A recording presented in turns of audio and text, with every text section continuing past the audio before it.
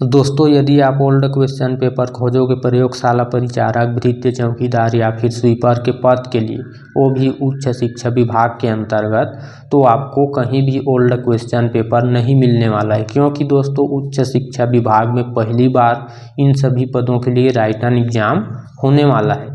तो दोस्तों यदि आप इन पदों के लिए तैयारी करना चाहते हैं, तैयारी कर रहे हैं, तो आपके लिए दो बातों का जानना बहुत ही आवश्यक है। पहला दोस्तों कि इसके लिए एग्ज़ाम कब होगा, कब तक एडमिट कार्ड आ सकता है, और दूसरा है कि दोस्तों क्वेश्चन लेवल किस तरह से होगा, परीक्षा में किस तरह से जो है प्रश्न आएंगे, किस स्तर का प्रश्न पूछा जाएगा एग्ज़ाम में।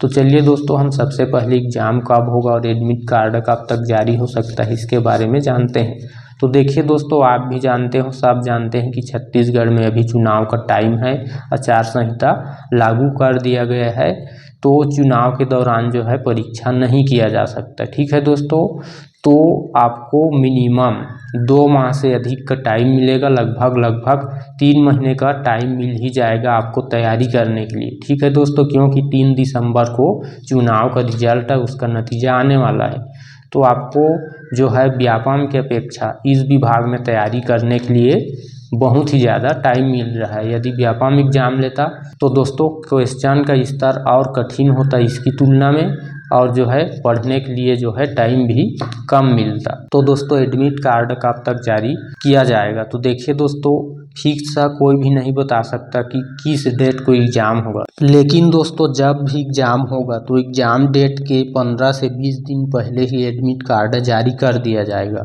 व्यापम सिर्फ 1 सप्ताह पहले ही एडमिट कार्ड जारी करता है, क्योंकि दोस्तों व्यापम पहले ही बता देता है कि किस तारीख को परीक्षा आयोजित होगा उसको, लेकिन शिक्षा विभाग ने ऐसा नहीं किया है, परीक्षा तिथि घोषित पहले से नहीं किया है, इसलिए 15 दिन तो न्यूनतम ही जो है पहले, उसके पहले एग्ज़ाम होने के पहले एडमिट कार्ड जारी कर दिया जाएगा।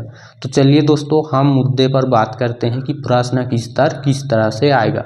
तो देखिए दोस्तों प्रयोगशाला परिचारक के लिए जो है 100 प्रश्न पूछे जाएंगे 100 अंकों के लिए। प्रश्न पत्र 2 भागों में विभाजित होगा।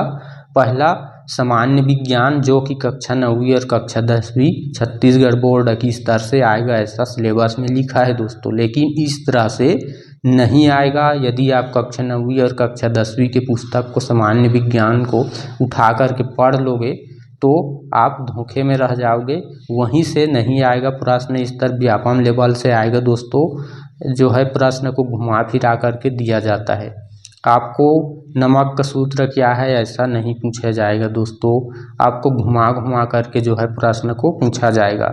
तो व्यापम लेवल के जो है प्रश्न पूछे जाएगा। तो दोस्तों आपको तैयारी करनी है तो सामान्य विज्ञान के लिए जो है आपको अलग से बुक लेना पड़ेगा ही।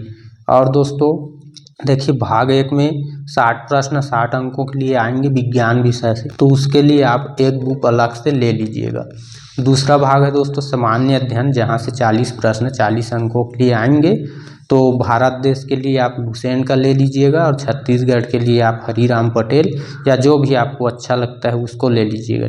कहने का मतलब ये है दोस्तों कि प्रयोगशाला परिचारक के लिए योग्यता को केवल 10वीं पास रखा गया है, लेकिन दोस्तों सिर्फ कक्षा 10वीं स्तर के प्रश्न पूछे नहीं जाएंगे। प्रश्न आएगा सीधा व्यापम के स्तर से प्रश्न पूछा जाएगा। मैं आपको डिमोटिवेट नहीं कर रहा हूं दोस्तों, क्योंकि यहाँ पर चेहरा वही है, सिर्फ मुखौटा बदले गए हैं दोस्तों। हालांकि व्यापम इसके लिए एग्जाम नहीं ले रहा है, शिक्षा विभाग ले रहा है, लेकिन प्रश्न में जो है कोई अंतर नहीं होगा। आप ये समझ करके एग्जाम दिलाइएगा दोस्तों कि मैं व्यापम की परीक्षा के लिए एग्जाम दिला रहा हूँ करके। अब दोस्तों यहाँ पर भृत्य चौकीदार और स्वीपर पद के लिए जो है क्वेश्चन स्तर किस तरह से होंगे, तो देखिए दोस्तों ये भी, हालांकि प्रयोगशाला परिचालक और भृत्य चौकीदार तथा स्वीपर के लिए जो है सिलेबस अलग अलग है।